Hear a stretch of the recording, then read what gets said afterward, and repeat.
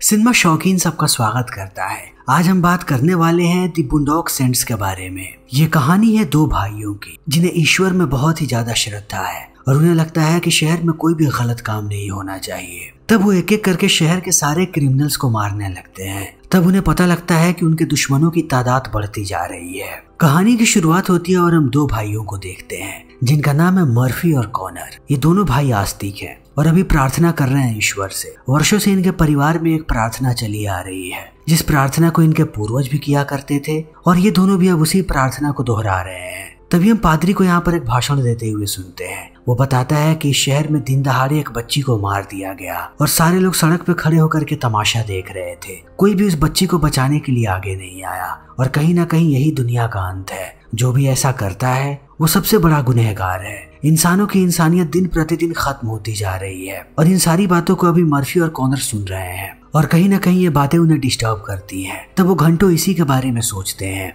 तभी हमें पता लगता है कि ये दोनों भाई मीट शॉप में काम करते हैं और दोनों बहुत ही मजाकिया हैं। जब भी ये बोर होते हैं तब आपस में लड़ने लगते हैं। ये किसी का भी अनादर नहीं करते। अगर इन्हें लगता है कि कोई इंसान कमजोर है और वो अपनी मदद नहीं कर सकता तब ये दोनों भाई जाकर के उनकी मदद करते हैं। उसके साथ साथ कोई भी इनसे नफरत नहीं करता। सारे लोग इनके अच्छे दोस्त हैं। ये सबसे मिलजुल करके रहते हैं। इनके सारे पड़ोसी इनके अच्छे दोस्तों में से एक है क्योंकि ये दोनों भाई बहुत ही जिंदा दिल इंसान हैं और इनके अंदर अभी भी इंसानियत जिंदा है। तभी इन्हें हम एक बार में देखते हैं और इस बार का मालिक इनका दोस्त है जिसका नाम है डॉग। तभी थोड़े दिनों के बाद डॉग इन्हें बताता है कि उसका बार अब खतरे में है। इस शहर में रशियंस गैंगस्टर्स आ चुके हैं और उन्होंने उसे धमकी दी है कि जल्दी से जल्दी उसे यहाँ से जाना पड़ेगा। उसके पास सिर्फ एक सप्ताह का वक्त है। इसी बीच उसे अपने बार को छोड़ना पड़ेगा। तब इन बातों को सुनने के बाद सारे लोग परेशान हो जाते हैं और यहीं पर हम मर्फी और कॉनर के एक और दोस्त को देखते हैं जिसका नाम है रोको। तभी यहाँ पर 3 गैंगस्टर्स आते हैं और देखते ही देखते वो सबसे बदतमीजी करने लगते हैं। तब रोको अपने आप को नहीं रोक पाता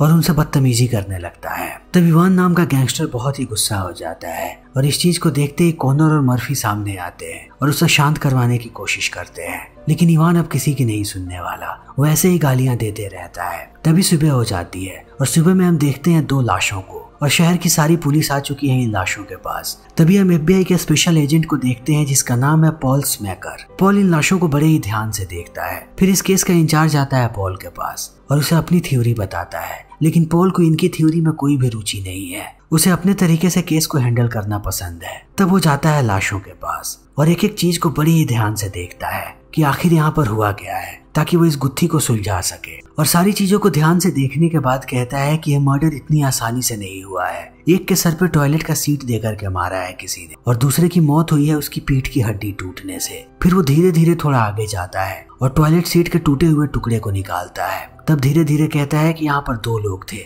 जिन्होंने इन दोनों को मारा है क्योंकि उसे और भी हथियार मिलते हैं। और जितनी भी बातें यहाँ पर पॉल कहता है उसे यही मालूम चलता है कि इन दोनों को मर्फी और कॉनर ने मारा है। पॉल इस बात को लेकर के श्योर है कि ये कोई भी गैंगवार नहीं है और ना ही किसी गैंगस्टर ने इन दोनों को मारा है। इन दोनों को मारने वाले आम लोग हैं और मुझे कुछ लोगों पे शक है जो पास में ही रहते हैं। और इतना कहते ही वो बिल्डिंग के अंदर जाने लगता है और मर्फी और कॉनर के घर पे उसे टूटे हुए टॉयलेट का टुकड़ा मिलता है। तो पॉल के लिए इस बात की पुष्टि हो जाती है कि इन्हीं दोनों ने उन दोनों को मारा है और ये लड़ाई इन दोनों के लिए बहुत ही पर्सनल थी। फिर सारे लोग इन्हें ढूंढने लगते हैं। तभी हम मर्फी और कॉनर को देखते हैं। ये दोनों अस्पताल में अपना इलाज करवा रहे हैं क्योंकि कल जो भी हुआ उसके बाद ये दोनों भी घायल हो चुके हैं। लेकिन इन्हें इस बात से कोई फर्क नहीं पड़ता। ये दोनों बहुत ही खुश नजर आते हैं। तभी इनके पास डॉग आता है और बताता है कि आखिर शहर में हो क्या रहा है। ये केस पॉल को मिला हुआ है और पॉल जानता है तुम दोनों के बारे में। वो शायद तुम्हारे पीछे आएगा। हालात बहुत ही नाजुक होते जा रहे हैं। शायद तुम दोनों को जेल भी जाना पड़ेगा। तब इस बात को सुनने के बाद ये दोनों कहते हैं कि हम जेल नहीं जाने वाले। हमने जो कुछ भी किया वो सेल्फ डिफेंस में किया है और हमें पता है कि हमें अपना नाम कैसे क्लियर करवाना है। और इतना कहते ही वो सारे पैसे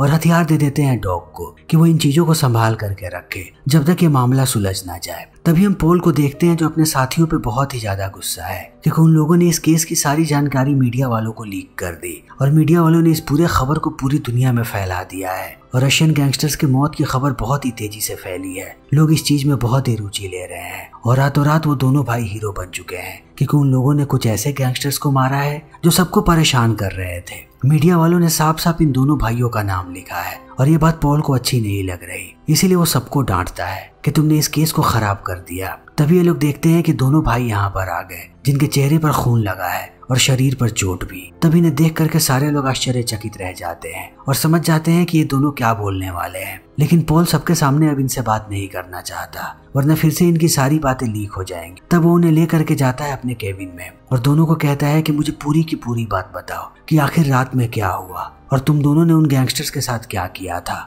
मेरे पास पहले से ही बहुत सारे सबूत हैं और उन सारे सबूतों को मैंने अपने पास रखा है, तो किसी भी हालत में मुझसे झूठ बोलने की कोशिश मत करना। तब ये दोनों भाई अपनी कहानी बताना शुरू करते हैं, लेकिन इन लोगों ने पॉल को पहले ही बता दिया है कि जो कुछ भी इन लोगों ने किया है वो सेल्फ डिफेंस में किया है और ये कुछ भी करेंगे लेकिन पैसे और बंदूकों के बारे में नहीं बताएंगे। तब मर्फी बोलना शुरू करता है कि बहुत सारे गुंडे आए थे उस बार और वो रोको के साथ बदतमीजी कर रहे थे। तब रोको भी उनके साथ बदतमीजी करने लगा और इस चीज को देखने के बाद इवान गुस्सा हो गया। फिर उसने एक दमदार पंच मारा रोको के मुंह पे और रोको बेहोश होकर के नीचे गिर गया। तब धीरे धीरे लड़ाई का माहौल बढ़ने लगा और चारों तरफ लड़ाइयां होने लगी और इन दोनों भाइयों ने एक एक करके बहुत लोगों को पीटा, लेकिन पीटने के बाद भी इनका मन नहीं भरा। तब इवान को इन लोगों ने उल्टा लिटाया और उसके पिछवाड़े पे तेल छिड़क के आग लगा दी, जिससे इवान चिल्ला रहा था। ये दोनों बहुत ही नशे में थे। फिर अपने घर वापस चले गए। इन्हें लगा कि सब कुछ खत्म हो चुका है, लेकिन सुबह सुबह जैसे ही इनकी आंख खुली, इवान अपने एक साथी के साथ दरवाजा तोड़ के अंदर आ गया। इवान के पिछवाड़े पे पट्टी लगी है और उसके साथी के सर पे। ये दोनों बहुत ही ज्यादा गुस्से में हैं। कैसे भी ये दोनों बदला लेना चाहते हैं इन दोनों भाइयों से।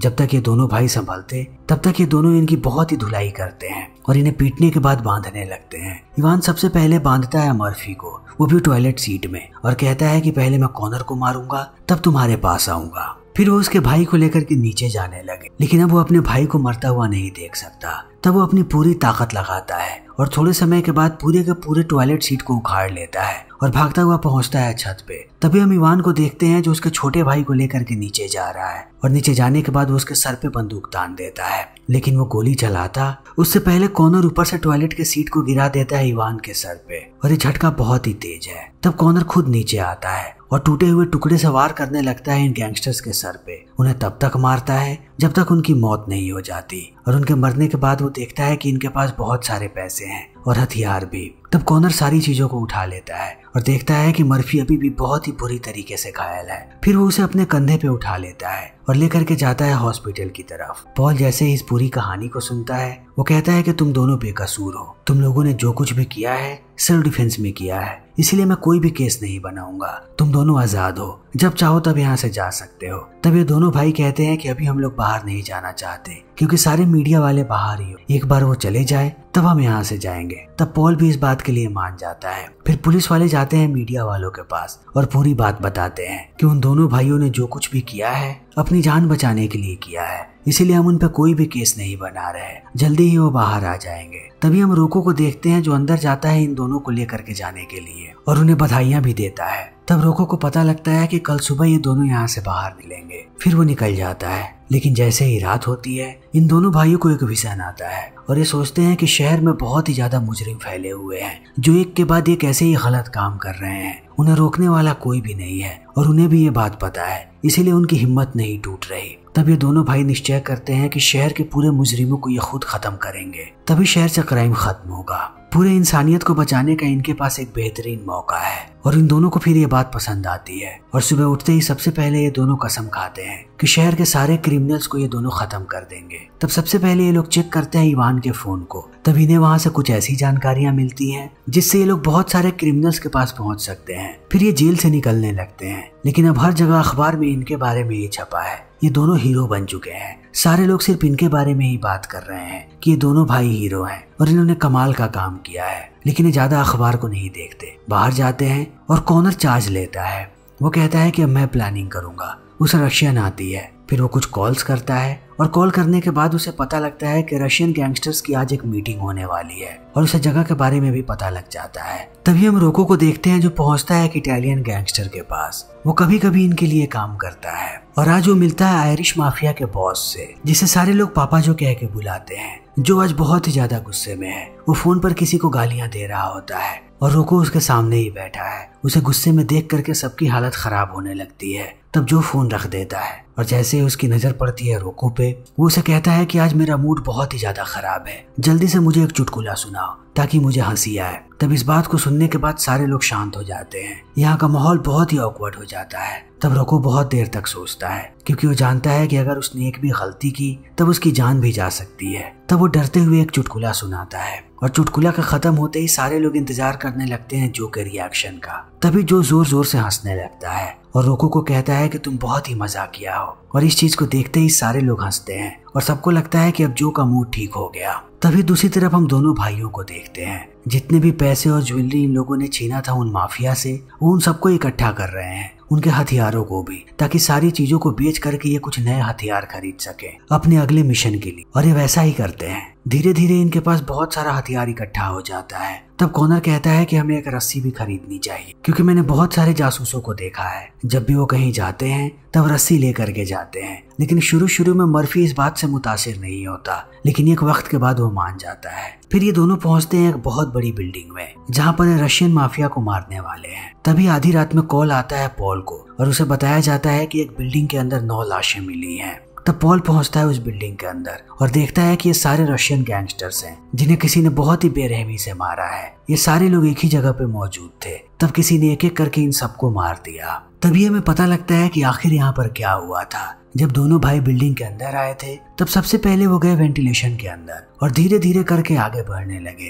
ताकि वो माफिया के पास पहुंच सके, लेकिन बीच में ही वो रस्सियों में फंस गए। तब ये दोनों भाई लड़ने लगे और लड़ते लड़ते इन लोगों ने फर्श में नीचे एक छेद कर दिया और छेद करके नीचे गिरे, लेकिन अभी भी वो रस्सी के साथ लटके हुए थे। तब उन्हें देखते ही सारे के सारे रशियंस ने बंदूकें निकाल ली, लेकिन उससे पहले एक एक करके ये सबको मारने लगे। देखते ही देखते उन लोगों ने सारे रशियंस को मार गिराया। फिर उन लोगों ने अपनी रस्सी काटी और पहुंचे इनके बॉस के पास और उसके सर पे बंदूक तान के कहा कि अब ईश्वर से प्रार्थना करो क्योंकि तुम्हें सिर्फ प्रार्थना ही बचा सकता है। तब वो आदमी प्रार्थना करने लगा, लेकिन जैसे ही उसकी प्रार्थना खत्म हुई इन दोनों भाइयों ने उसे भी मार दिया और सोचने लगे कि अब वो यहाँ से निकलेंगे। इसी बीच उनकी नजर पड़ी एक ब्रीफकेस में जिसमें बहुत सारे पैसे हैं। तब उन लोगों ने पैसों को भी अपने पास रख लिया। इसी बीच उन्हें एहसास हुआ कि कोई दरवाजे के पास आ रहा है और अगर उसने इन लोगों को यहाँ पे देखा तब मुसीबत खड़ी हो सकती है। तब इन दोनों ने बड़े ही चालाकी के साथ दरवाजे को खोला और उस आदमी को अंदर ले आए और उस पर बंदूक तान दी। तब उन्हें पता लगा कि ये आदमी कोई और नहीं बल्कि रोको है, उनका साथी। तब इन दोनों ने अपने अपने मास्क को निकाल दिया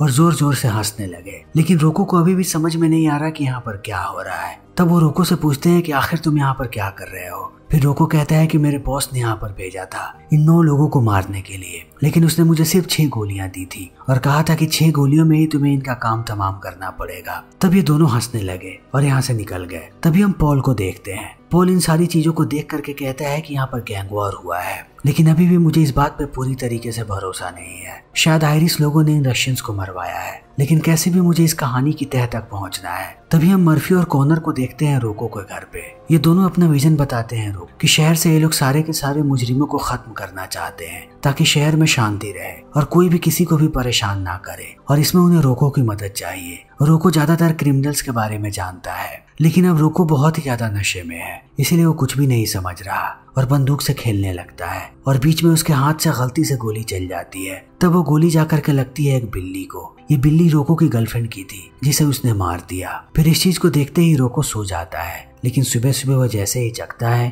कॉनर उसे बाहर लेके जाता है और कहता है कि तुम्हें इस सच्चाई को समझना पड़ेगा कि तुम्हारे बॉस पापा जो ने तुम्हें धोखा दिया है, जो ने जानबूझ के तुम्हें 6 गोलियां दी 9 लोगों को मारने के लिए ताकि तुम वहां पर जाओ और मारे जाओ। वो तुम्हें मरवाना चाहता था, लेकिन रोको को इस बात पर भरोसा नहीं होता। वो इन दोनों भाइयों से आर्ग्यूमेंट करने लगता है। तब ये दोनों उसे समझाते हैं कि आखिर सच्चाई यही है। फिर रोको गुस्से में यहाँ से निकल जाता है और 1 घंटे के बाद वापस आता है अपने अपार्टमेंट में। तब वो बहुत ही बुरी तरीके से डरा हुआ होता है। वो सबको कहता है कि हमें अभी के अभी शहर छोड़ करके भागना पड़ेगा, हम सारे लोग खतरे में हैं, वो कभी भी हमारे पीछे आ सकते हैं। तब ये दोनों पूछते हैं कि आखिर क्या हुआ। तब रोको कहता है कि मैं वापस गया जो के बार में। फिर वहाँ पर सारे लोग देख करके मुझे हंसने लगे। उन सबको लग रहा था कि मैं शायद मारा गया हूँ। तब मुझे बहुत ही ज्यादा गुस्सा आया। मैंने अपनी बंदूक निकाली और एक एक करके सबको मार दिया, लेकिन अब वो लोग मेरे लिए आते होंगे।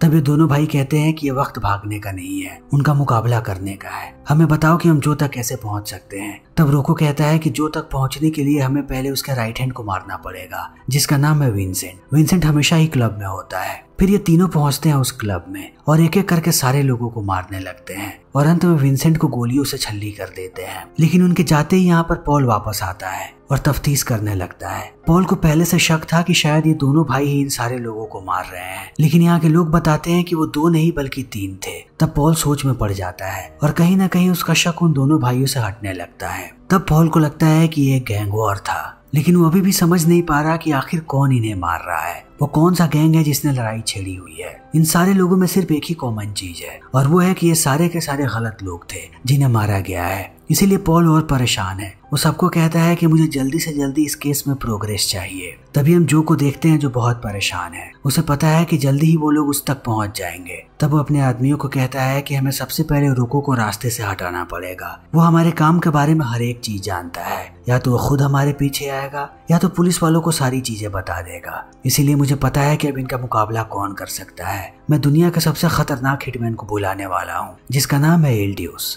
वो अभी जेल में है। तब वो एल्डियस को छुड़ाने के लिए भेजता है अपने लोगों को ताकि वो पैरोल पे छूट जाए और रोको को ये बात पता लग जाती है। तब वो बताता है कॉनर और मर्फी को इस बारे में कि दुनिया का सबसे खतरनाक हिटमैन बाहर आने वाला है जिसका नाम है एल्डियस। वो अगर किसी के भी पीछे लग जाए तब उसे बिना मारे नहीं छोड़ता। किसी को भी याद नहीं कि उसने कितने लोगों को मारा है। उसका नाम भी सुनकर के लोग कांपते हैं। तब ये तीनों कहते हैं कि हमें सबसे पहले उसे मार गिराना पड़ेगा वरना वो हमें मार गिराएगा। रोको को पता है कि एल्डियस का घर कहाँ पे है। तब ये लोग जाते हैं उसके घर पे और अंदर जाते ही अंधाधुंध गोलियां चलाने लगते हैं। लेकिन एक वक्त के बाद उन्हें एहसास होता है कि एल्डियस नहीं है बल्कि विंसेंट है। तभी एल्डियस बाहर आ जाता है और इन पे अंधाधुंध गोलियां चलाने लगता है। एल्डियस का टारगेट रोको है और इन दोनों भाइयों को भी ये बात पता है। तब वो रोको को अकेला छोड़ देते हैं ताकि दूसरी तरफ से वो एल्डियस पे हमला कर सके और बहुत देर तक यहाँ पे गोलियां चलती रहती हैं। तब एल्डियस यहाँ से निकल जाता है। ये तीनों के तीनों ठीक हैं, लेकिन रोको के उंगली पे गोली लगी है। उसकी उंगली कट के यहीं पर गिर जाती है। फिर ये तीनों यहाँ से भाग जाते हैं। तभी यहाँ पर आता है पॉल और पॉल एक बार फिर से इन सारी चीजों को देख करके बहुत गुस्से में है कि फिर से एक क्रिमिनल को ही मारा गया है, लेकिन इन्हें पता नहीं लग रहा कि आखिर इन्हें कौन मार रहा है। तभी पॉल की नजर पड़ती है उस कटे हुए उंगली पे और उसे देख करके वो खुश हो जाता है कि अब उसके पास कोई ना कोई तो सबूत है। तभी हम रोको और दोनों भाइयों को देखते हैं। ये दोनों भाई कहते हैं कि पॉल हमारा पीछा नहीं छोड़ने वाला, वो बहुत ही जल्द हमें पकड़ लेगा। तब रोको कहता है कि हमारे पास अब सिर्फ एक ही रास्ता है कि हम पॉल को मार गिराएं। लेकिन ये दोनों भाई कहते हैं कि हम उसे नहीं मार सकते, वो बेगुनाह इंसान है, उसने कभी कोई भी गलत काम नहीं किया। तभी हम पॉल को देखते हैं जो सिस्टम में उस उंगली को स्कैन करता है और उसके सामने रोको की पूरी डिटेल होती है। तभी पॉल को याद आता है कि रोको बेस्ट फ्रेंड है मर्फी और कॉनर का। तब धीरे धीरे पॉल को सारी बातें समझ में आने लगती हैं कि ये तीनों लोग एक साथ मिल गए हैं और शहर से सारे क्रिमिनल्स को खत्म कर रहे हैं। तब पॉल असमंजस में फंस जाता है। वो समझ नहीं पाता कि उसे इन तीनों को पकड़ना चाहिए या उनकी मदद करनी चाहिए क्योंकि वो अच्छा काम कर रहे हैं। तब पॉल की परेशानियां बढ़ने लगती हैं। वो जाता है एक बार में और रात भर शराब पीकर के इसी बारे में सोच रहा होता है और सुबह सुबह जाने लगता है चर्च की तरफ। तभी रोको देख लेता है पॉल को। तब वो अपनी बंदूक निकालता है और उसके पीछे पीछे जाने लगता है कि एक वक्त के बाद वो उसे मार देगा। तभी पॉल पहुंचता है कन्फेशन रूम में और उसके सामने रोको होता है। रोको तैयार होता है मारने के लिए। तभी कॉनर आकर के रोको को रोक देता है और पॉल अपना कन्फेशन भी शुरू करता है और कन्फेशन में बताता है कि वो इन तीनों की मदद करना चाहता है। तब इन लोगों को भी समझ में आ जाता है कि अब पॉल इनके ही साथ है। तब शाम में ये लोग कॉल करते हैं पॉल को और बताते हैं कि ये पापा जो के घर पे जा रहे हैं सारे क्रिमिनल्स का एक साथ सफाया करने के लिए। तब पॉल इन सारी बातों को सोच करके निश्चय करता है कि वो इनकी मदद करेगा और ये लोग पहुंच जाते हैं जो के घर पे। लेकिन जो ने पहले से तैयारी कर रखी थी, उसे पता था कि ये लोग उसे मारने आएंगे। उसने अब तीनों को पकड़ रखा है और दोनों भाइयों के सामने वो सबसे पहले रोको को मारता है ताकि तड़पा तड़पा के इन दोनों भाइयों को भी मारे। तभी यहाँ पर पॉल आ जाता है एक लड़की के वेश में। वो जो के एक आदमी को सेड्यूस करके ले जाता है बाथरूम और उसे मार गिराता है। फिर एक एक करके वो सबको मारने लगता है और अंत में आकर के रिहा करवाता है दोनों भाइयों को। तब ये भी एक एक करके सारे क्रिमिनल्स को मारने लगते हैं और अंत में पहुंचते हैं अपने दोस्त रोको के लाश के पास और ईश्वर से प्रार्थना करते हैं उसके आत्मा की शांति के लिए। तभी यहाँ पर एल्डियस आ जाता है और जैसे ही वो इन दोनों भाइयों की प्रार्थना सुनता है वो रुक के पॉल को बेहोश कर देता है। तब हमें पता लगता है कि एल्डियस इन दोनों का पिता है। उसने जैसे ही प्रार्थना को सुना वो समझ गया कि ये दोनों उसके बच्चे हैं क्योंकि ये इनके परिवार की प्रार्थना है जो सिर्फ यही जानते हैं। और यहाँ से ये तीनों एक साथ मिलकर के काम करने लगते हैं। पुलिस ने जो को पकड़ लिया है। 3 महीने का वक्त बीत चुका है। आज जो के केस की सुनवाई है उसके खिलाफ बहुत सारे सबूत हैं, लेकिन सबको पता है कि जो छूट जाएगा। लेकिन वो छूटता उससे पहले ये तीनों आ जाते हैं कोर्ट के अंदर और कहते हैं कि हम सारे क्रिमिनल्स का सफाया करना चाहते हैं। जिसने भी गलत काम किया है वो अब जिंदा नहीं रह सकता और ना ही सड़कों पे आजाद घूम सकता है। फिर ये तीनों ईश्वर से प्रार्थना करते हैं और प्रार्थना करते ही जो को गोली मार देते हैं। तब हर जगह इनकी खबर फैलने लगती है। मीडिया वाले इन्हें संत कहते हैं जो आज के सारे गुनहगारों का खात्मा कर रहे हैं। और सबसे यही सवाल पूछा जाता है कि क्या इनका रास्ता सही है या फिर गलत। और इसी के साथ ये मूवी यहीं पे खत्म हो जाती है। तो दोस्तों, हमारी आज की ये वीडियो यहीं पे खत्म होती है। अगर आपको हमारी ये वीडियो पसंद आई हो तो इसे लाइक करें, शेयर करें और चैनल को सब्सक्राइब करें। Thank you.